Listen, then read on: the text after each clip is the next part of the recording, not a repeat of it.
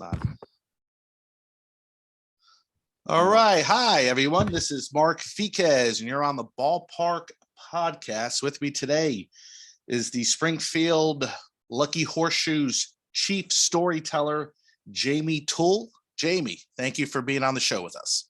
Hey, thank you so much, man. Appreciate what you do. I've listened to some of your other podcasts. Big fan of Austin Sure down there in Danville, and just appreciate you covering Summerwood bat teams as well as some of the other clubs you cover.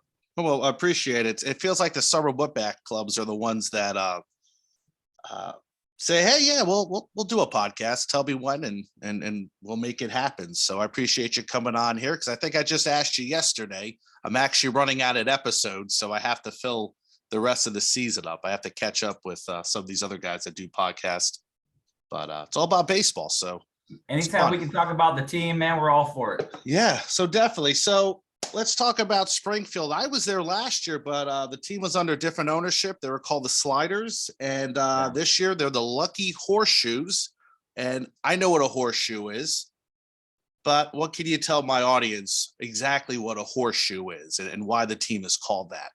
Well, if you're on a health kick, you probably don't want to hear what I'm about to say, but a horseshoe is a Springfield delicacy. So I probably should brush up on the specifics, but what I would tell you is an open face sandwich, meaning 2 slices of Texas toast, some version of a meat, whether it be hamburger meat, beef. I personally love buffalo chicken. Then a layer of French fries, and then smothered and melted cheese. So the horseshoe sandwich is sort of a delicacy here in the capital city of Illinois. And I think it started in the early 20s or mid 20s. Maybe I'm off 40s, somewhere in that range, but it's unique in that people in this area love it. Some of the restaurant chains, like even a Steak and Shake, carry their own version of horseshoe. So most all places, there's actually a breakfast shoe, which is done with sort of like a bacon egg situation with gravy and cheese. And again, not the healthiest meal probably, but certainly delicious. And folks here love the horseshoe. Yeah, and what I noticed when I went to Springfield, I think for the opening game in 2008, I definitely had one. But I feel like once you get out of Springfield, nobody knows what it is. Like you could be in Decatur almost, and they don't know what a horseshoe is. How that radius is very small. It's a tight little pocket. It is. It's very unique. I had personally never heard of a horseshoe sandwich. We agreed to purchase the team in the fall of 2021, and then got into town October, December. I think I had my first horseshoe sandwich in December of 2021, and I've had a few more since then. So it's delicious. If I'm being completely transparent, I have what they call a pony shoe, which is a smaller version of the horseshoe. So it's like the half size, but very filling. And to your point, even I believe I've heard there's a restaurant up or two in Chicago that actually have a horseshoe version, and then a few sort of around the country of folks that have been transplants from Springfield. But it really is sort of a tight area. You mentioned Decatur, only about an hour away. So really, it's Springfield's delicacy, man. It's sort of the hometown food item. Well, it's much better than Evansville's delicacy, which is a fried brain sandwich. Yeah, believe it or not. Thankful that we're not the fried brain sandwiches. The horseshoe sounds a little bit better. Yes. That used to be a little more popular down there. Apparently, there's only a couple places that make it now, from what some of my friends have told me. I'm in Fishers, Indiana, which is just right outside of Indianapolis. The town next to me, Carmel, they had a place that served the horseshoe for many years. Oh, wow. And I was going to try it one time. I was just going to make a video of me eating a horseshoe, pretending to be in Springfield, lying to my audience. I'm sorry, folks. Sometimes we have to do those things, or it's just the magic of video. And the place closed down, went out of business. It was a Korean barbecue place, which was probably not too bad either to try. But yeah, that was the only place in town that had it. I'm sure there was a Springfield connection there. But it's I was excited when you guys came in and renamed the team. I thought your logo was you hit it out of the ballpark.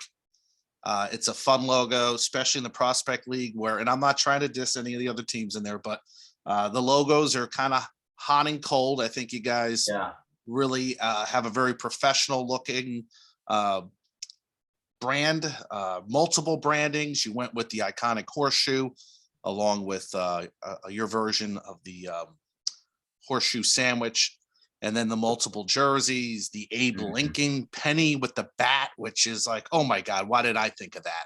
Yeah. You know, what went in the process? Were there other logos that were presented to you? Did you work very closely with the design studio to say, hey, that's the one we want? Yeah, absolutely. Ryan Foose with Fooser Sports did our graphic design. He worked for ML minor league baseball for a while, and does a lot of work around sports business. Most recently, he did the Jackson team, the new Jackson. Oh, the Hillbillies. Another great logo. Yeah. Yeah. So Ryan is just top shelf, man. He is incredibly talented. I think, you know, one of the things you have to do in going through that process is sort of, you know, not try to control it. And that's hard sometimes, right? You hear these name submissions, and, you know, the name Lucky Horseshoes is sort of a merger of two very strong items from our community. Certainly Abraham Lincoln. If you come in or around Springfield, yes, you're going to see a lot of Abraham Lincoln. And then we referenced the horseshoe sandwich earlier. So those two, it's not the easiest two things to bring together, but the Lucky was sort of a tip of the hat to Abe Lincoln, the penny, you know, penny on heads, lucky penny type deal. And then the horseshoe sandwich was challenging to get in a logo format, but Ryan was just incredibly talented. Those two themes in our rebranding were sort of 1 and 1A. Just, yes, you know, this is what we're known for. This is what we should be named. And I've had so many people approach us over the last, you know, 6 months or so, saying, I don't know why we weren't the horseshoes from the beginning. This is a really fun and cool name. And what I enjoy that Ryan did for us is he created some flexibility in the branding, where you may not like one version, say the Capital Horseshoe, but you may love the Lincoln Penny, or you may be a little Lincoln fatigued if you're in Springfield, but you love the shoes with the melting cheese type look. So I think he did a nice job of creating some flexibility so fans can sort of gravitate towards which version that they enjoy. And is there one that stands out with the populace among, like, what would be your most popular logo on merchandise? If you'd asked me about 2 months ago, I'd say the Lincoln Penny. When we unveiled that seemed to really pop. But I would tell you, the shoes, sort of the melting cheese shoes concept, is the one we're selling out of most shirts. It's a little bit more simple, which I think is helpful. Yes. You know, just the idea of shoes baseball, let's go shoes. So I think we're very happy with the response to all of them. Lincoln Penny and the shoes, those two brands are actually leading the pack. Good. And in all 50 states have purchased merchandise, correct?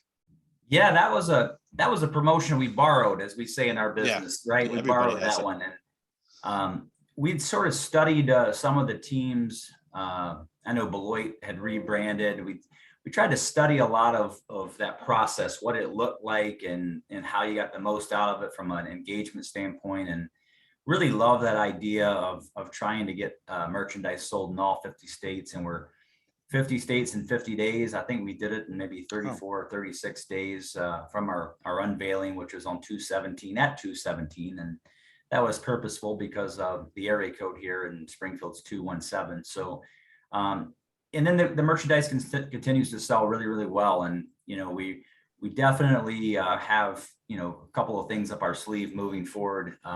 We're going to announce something next week. I think that'll be really fun for people that live in this area, and a new piece of the puzzle, and then continue through the off season to just create that new merchandise options. So fans are like, wow, what's coming next?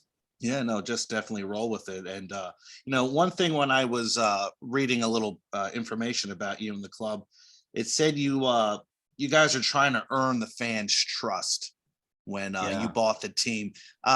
How bad was the situation in Springfield with baseball when you bought it? Was it something like, hey, we have to make some changes here to get people back to the ballpark?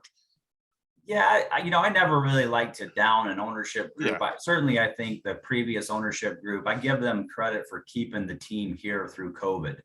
Talk about a challenging, situation. The last 2 years have been unique in everything that we do. So I think you have to sort of have some respect for that. just different for us, trying to present more of a traditional minor league experience. We're going to have baseball players and they're going to play baseball, but we also want to ramp up the experience, coming to a game, the food and beverage, the concessions, carrying horseshoe sandwich at our version of the open face sandwich, which we sell here at the stadium. It's a really, really popular item for us. Our own craft beer, Lucky Lager. We really wanted to create a legitimate minor league baseball culture around the team. And from a fan standpoint, I think, there was a lot of complimentary tickets that were given out. We call it paper in, the town with free tickets. And for us, we believe in creating a value worthy of the ticket fee. So sort of rebuilding that idea that it's okay to pay for a ticket because I'm going to be entertained and it'll be worth it for me and my family to go out to the ballpark. And same with sponsors, growing the sponsorship base and getting a commitment from our community to not only create something fresh and new, but also consistently build that up. And never really be content and try our best to work harder for group opportunities, group sales, and bringing in more sponsors and creating an experience worthy of our fans continuing to come back to the ballpark. No, definitely. I agree with that. And I'm looking at some of the promotions you guys have had here. You've had meet and greet with wrestlers. There's a Springfield Legends softball game, which local celebrities dress up, appear either as a St. Louis Cardinal or Chicago Cubs and they play a charity softball game. Was that, I assume that wasn't too hard to get people to jump on board? Well, we actually work with a group called Coberly and Associates. We have 4 or 5 former Cardinals and then 4 or 5 former Cubs that sort of anchor those 2 rosters. And then, we supplement that with former minor league players in the area that live here. Springfield's a hotbed for baseball and talent in this region. But that's going to go really well for us. The response has been super cool. We have that August 27th. That's another, the concept of growing our calendar of events. We have the 30 Prospect League games, but also wanting to create more content. For example, next week we have a Battle of the Sexes where our players will play women fast pitch players in a softball game, which will be really fun and unique. Interesting. The more content that we can provide that's different and various segments may say, that's something I want to see. Some groups may say, I don't want to see that, but I want to see this. And same for the promotional calendar. I think you try to create a wide variety of options. And, this year for us was a lot of, throwing a lot out there to see what kind of response we were going to get. And then using that information, this first year is such a great learning experience, understanding what our fans like, what they don't like, and then trying to plan for 2023 with that information. Yeah, because I can imagine it was probably hard to get everything in since you didn't really have a full off season. But I guess my next question is how's everything going this year? Attendance, promotions, is it everything you expected? Any learning curves, any bumps in the road? Sure, always learning. I think that's the key. You get to a point in your life where you realize, that there's an old saying, when you think you know it all, that's when you learn most of the things. So Definitely. For me, I think this is year 23 working around sports business, minor league baseball predominantly. But I think every community is unique. And I also think coming out of, knock on wood, this pandemic, I think we're all have changed and our expectations. And I think being around people, our group sales has been really, really fun to see because people have been away for 2 years and they've not done their corporate outings and their events for their church. And to be able to offer that solution in the summer is really fun. But certainly we've learned a whole lot. We've learned some logistical issues with our stadium, and we know we're going to improve a couple of areas moving into 2023. So and to your point, traditional off season, really like starting in September 1 is going to be so fun because we're going to have the time to sort of lay the groundwork for an attendance model that I think will be healthier for next year. Although we're very proud of where we are. Our fans are responding, our merchandise sales is exceeding budget, our ticket sales are exceeding our budget. So Good to hear. I think we're in a healthy position. I think certainly moving into 2023, I'm excited to see. Really, I think that'll be a true barometer of what baseball can be here in Springfield. Yeah, definitely. I definitely saw some of the changes. Number one, the stadium got a nice coat of paint. It went from that kind of turtle green to navy blue. I saw that you added a beer garden. Mhm. The scoreboard looks a little different. I think it's the same scoreboard, but you probably added some ads and logos to it. Yeah. And I heard you're working on an indoor stadium club. Has that been completed yet? Yeah, we completed that. So that was a room off the main front office, working with the Springfield Park District to paint everything here at the stadium. We call it the Next Generation Stadium Club, which holds about 40 people, indoor air conditioned facility, temperature controlled. We'll be able to use that throughout the calendar year, off-season events and so forth. The beer garden, I'm super excited about that project. We're almost completed. We have the pub tables and everything in place. We're working on the flooring there, but that features a lot of local craft. And this area, the craft breweries are just tremendous, really, really talented breweries around this area. So yeah, the stadium sort of becomes the car lot, right? You gotta give the folks something new every year. What's fresh, what's different, and I had an old boss that would call it like a theme park. It's got to be a new ride every year. So what was that going to be for 2023? And those are some of the things we're working on right now behind the scenes to make sure we do have some exciting plans to announce here moving into 23. Yeah, because I was looking at the Thirsty Thursday. So how much would a beer be, depending on domestic or premium? Yeah, well, you can get a Busch Light 12-ounce can for $1. Wow. You can get a Natural Light 12-ounce can for $1. You can get a $2 Miller Lite or Coors Light, a draft 16-ounce for $2. Best deal in town. There's no better deal. And then you can get our craft beers that are normally $7 for $3. So Okay. I would put our Thirsty Thursday up against anyone in the business. We really tried to work hard to make our concession offerings diverse, also affordable. And again, another sort of byproduct of rebuilding the value in the ticket. Once folks are, purchasing their tickets versus getting them complimentary, understanding that the value is there when they come to the gates.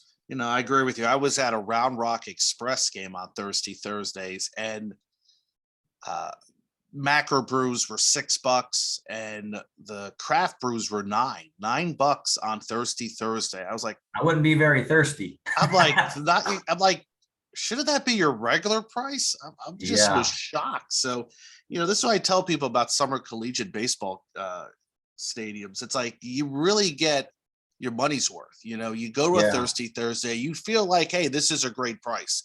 If I want to drink Natty Light, which go for it, it's $1. Yes. If you want to get a little ritzy and spend $3 for the Lucky Lager, which I think is worth, that's a hell of a deal.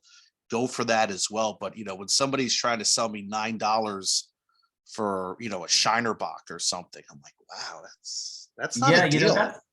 That's one of the things I love about summer college baseball. So prior to this, I worked for the St. Louis Cardinals and the Miami Marlins at Roger Dean Chevrolet Stadium down in Jupiter. And Jupiter. No disrespect to Major League Baseball, but I feel like they've sort of forgotten about Joe Schmo or the average. Kind of feels that way. It kind of feels that way. Yeah, it just becomes a price point. One of our actually Andrew Miller, who's our Emperor of Engagement, you mentioned him earlier. He just went to a Peoria Chiefs game, and I think they're selling White Claws for like $11 or $12, and we're selling that same product here for $5. So I feel like some of our friends, even in minor league baseball, have gotten a little bit aggressive with the price point. And that's unfortunate because at some point we need to be the solution for affordable family entertainment. Mm-hmm. We've rallied that call for years and years. And to be candid with you, we might need to rethink what affordable family entertainment is. I think summer college baseball, to your point, really holds true to good value, quality product, exciting number of players that are getting signed out of these leagues or getting drafted out of these leagues. And we love it. We love everything about it. It really reminds me of minor league baseball back in the 90s. Yes. Before maybe it became really, really commercial.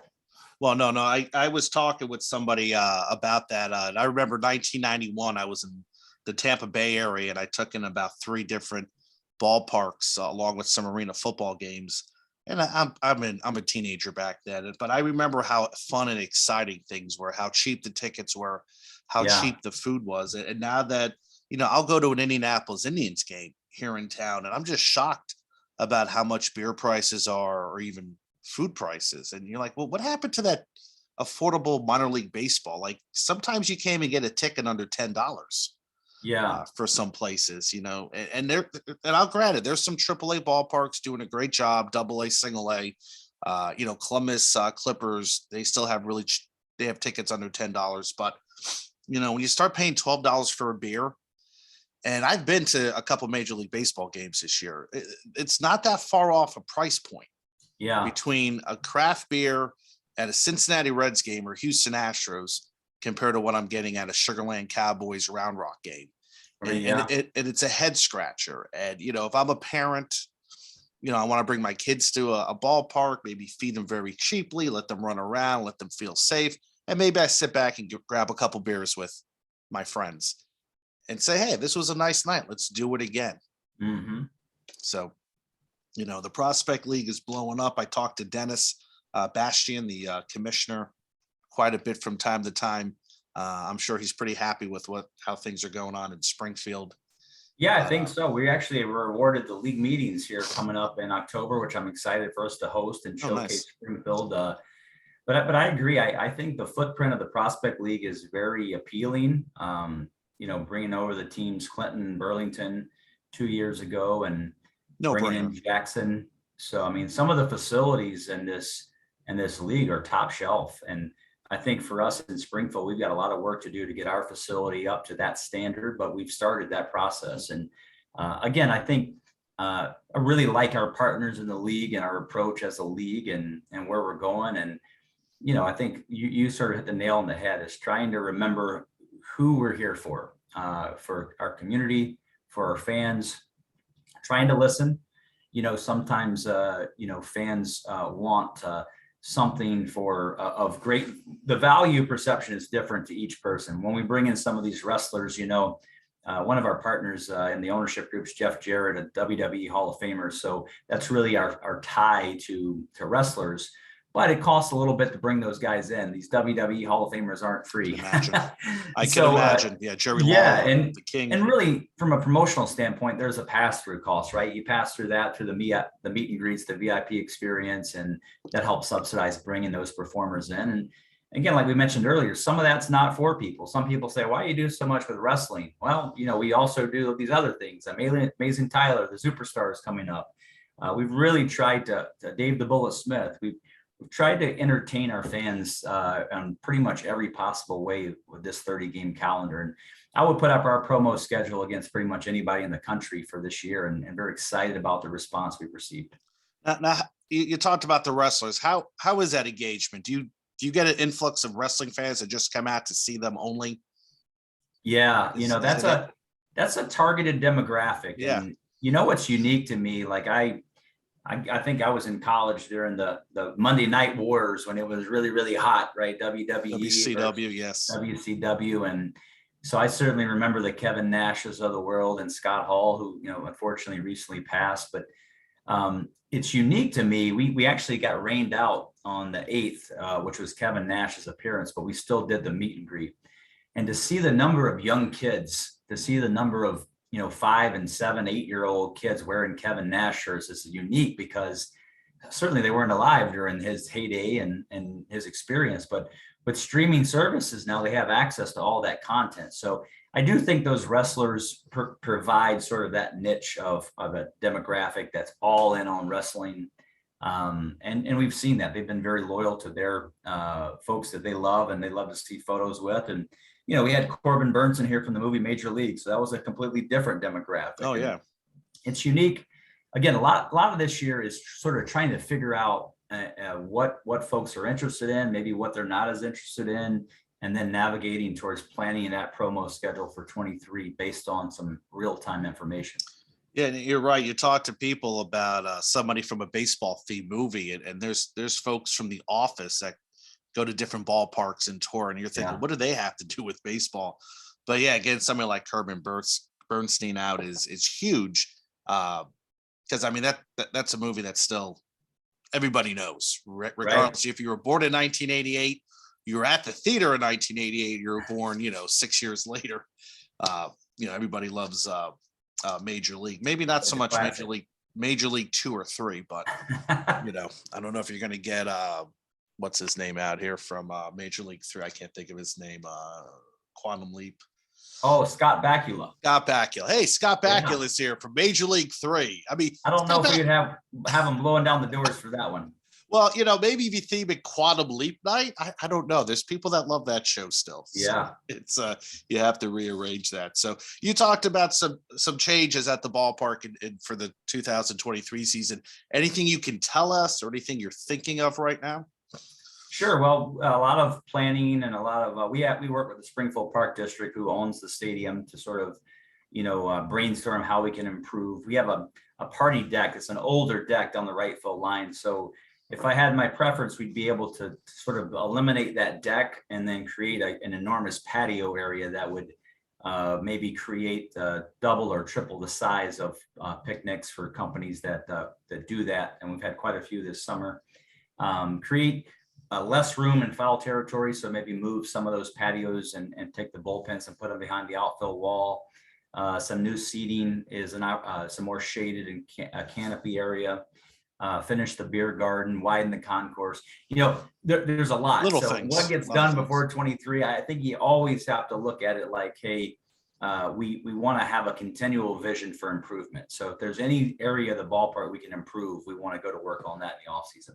Yeah, and that may not happen for another quite some time for now, just based on what you can get done, the cost of somebody coming in to repair these things.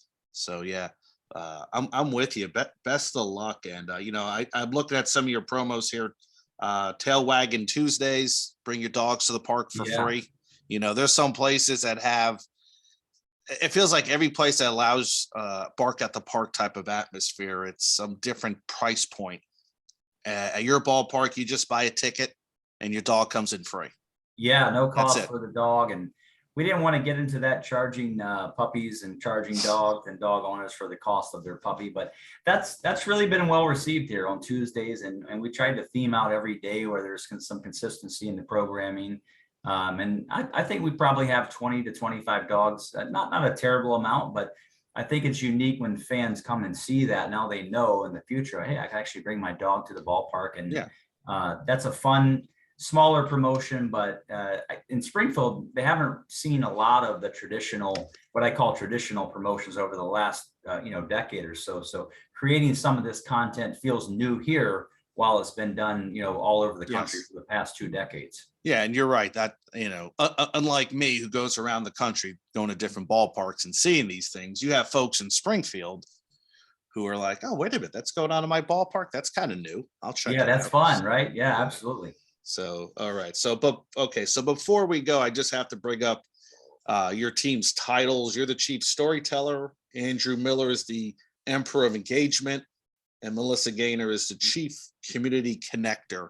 How did you come up with those names, and why not go with GM, assistant GM, CEO, all that good stuff? Well, they're boring. I think growing up in the business, I always wanted to be a general manager. That was my goal. In fact, my first baseball winter meetings, I think I put on my baseball card or my business card, future baseball general manager. Then I feel like, actually, I read an article by Steve Jobs when he talked about the 5 things you need to do to start an unforgettable business. And the first thing was, become the chief storyteller. And I loved it, because basically it's like your job to continually tell the story to as many people as you can, as often as you can. And it reminds me so much of selling baseball to a community. It's, you got to hustle, and you got to go to work, and you got to go talk to everybody. And I just love telling the story of the Horseshoes and, how we came to be, and celebrating all the history of this community's baseball, from the Sliders all the way back to the Senators and everything in between, Redbirds and Sultans. A lot of history.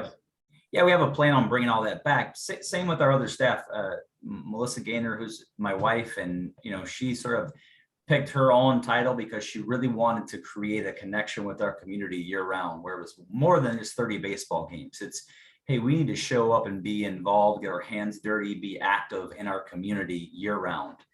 We feel like that's a part of the recipe to really be an important part of the puzzle in the community here. And then Andrew Miller, who would be the equivalent of a general manager type role, is our emperor of engagement. He really works hard on our social channels and basically our touch points, engaging with fans, constantly asking and sharing information. And I love those titles because, who wants to be general and nobody wants to be managed. So those are interesting titles. I read some of the titles across sports and it makes me laugh. The chief, vice president, all these great long titles. At the end of the day, we're all people. We're all trying to do something special. And our culture here is from the intern to the custodian, all the way up to all members of our ownership group.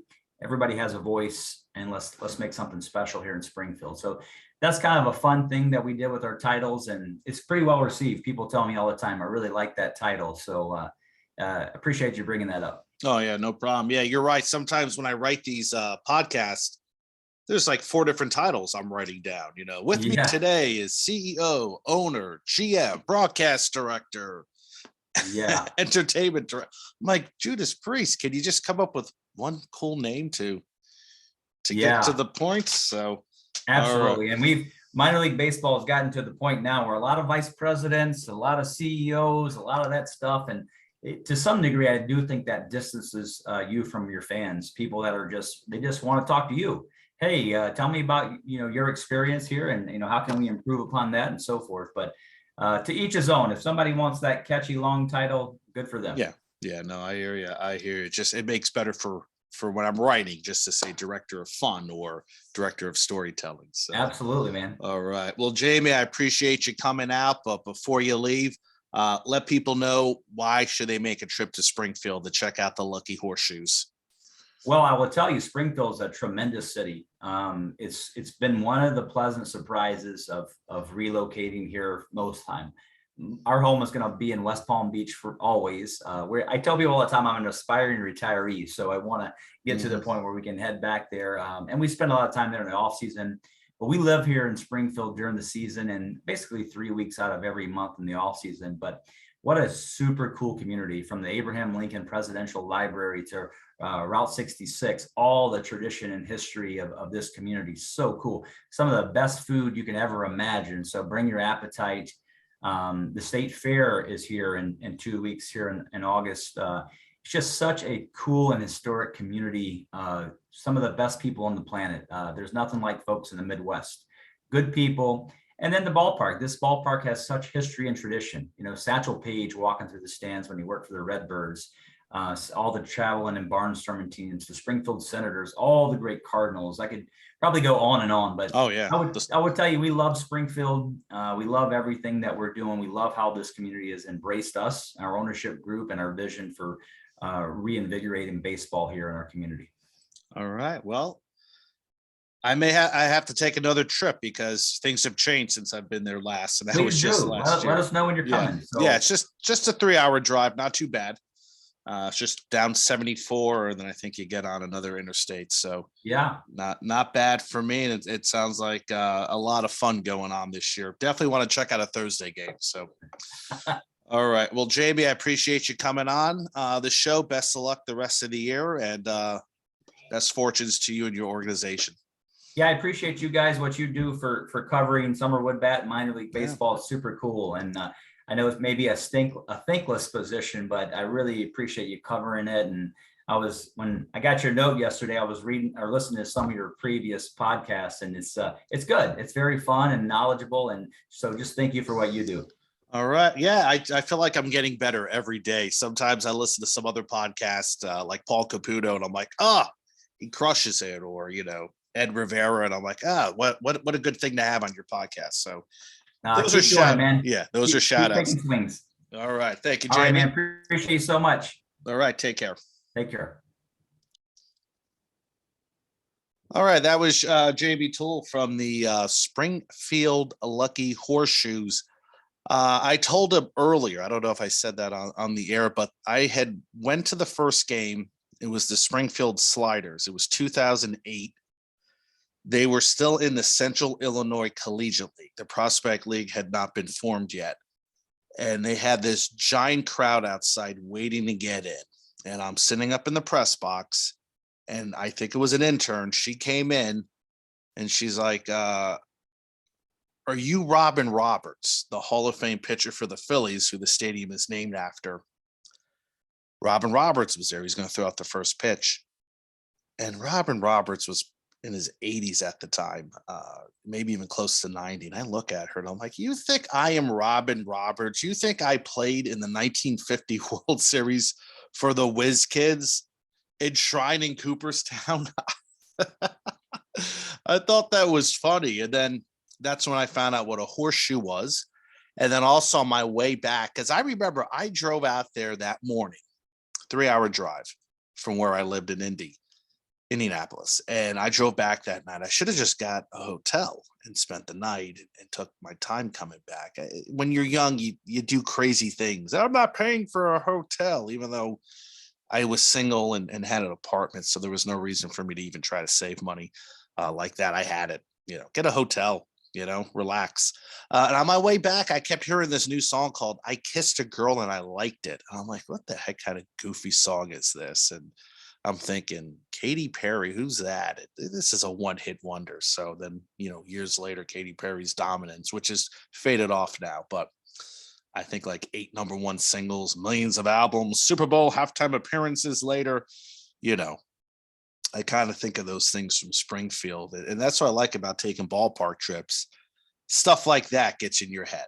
I Kissed a Girl and I Liked It reminds me of Springfield, being called Robin Roberts, driving to and from late at night, which I wouldn't do again. I just get I'm not driving 3 hours unless I had to. There's other guys that will drive like 6 hours to a ballpark, see the game, drive 6 hours back. I'm not doing all that. I hate driving at night. My eyesight is not what it used to be. And I get tired. I don't want to fall asleep behind the wheel and crash into a ditch, wreck my car. Goodness gracious. So appreciate Jamie coming on, and I appreciate you guys listening to the show. This is a work of passion. I don't make a lot of money doing this. I don't make any money at all. I don't even get promoted like I think I should. So, or people don't go to my Apple site and comment how great this is or how bad it is. Nobody says anything. A few people have, like Paul. Thank you for doing that, Caputo from Baseball by Design. Yeah, that's it. If you're in Springfield, check out the Lucky Horseshoes. It's a beautiful ballpark. You're not too far away from other Prospect League teams in Alton or Normal, Illinois Valley, the Pistol Shrimp. And, you can really hit a lot of different ballparks in that central Illinois theme. You can hit Terre Haute, you can hit Danville, you can hit up in Peoria. You can go check out O'Fallon. You can check out Gateway, St. Louis. Everything's not bunched up together when I'm mentioning those teams, but you'll be able to do a nice little ballpark trip and not have to travel terribly far. If everybody sort of plays every day, you could hit those spots and you'll definitely see some interesting looking facilities. So the Prospect League, Lucky Horseshoes, and have a horseshoe. I hear the breakfast horseshoes are kind of where it's at, and there's a place near the ballpark, and I can't think of the name that I was recommended to go. And I guess I forgot to ask Jamie about that ribeye steak sandwich. We didn't really talk too much about concessions, but they had this awesome ribeye steak sandwich last year that after the 7th inning, they all went down to $2. I don't think that's around anymore. So if you watch my YouTube video, there's a scene of me eating that. Very good. I'll take a steak sandwich, and a Bloody Mary. So that's it, guys. This is Mark, the Ballpark Hunter, saying check me out on Stadium Journey. Great articles are up there. Check me out on my YouTube page, which is Ballpark Hunter. I have a video of Springfield from last year. So, if you go there this year, you can compare it to last year, and I think it'll be night and day. So thank you guys for listening, and we will see you next time. This is Mark saying goodbye, take care, adios, and happy journeys. Stay safe.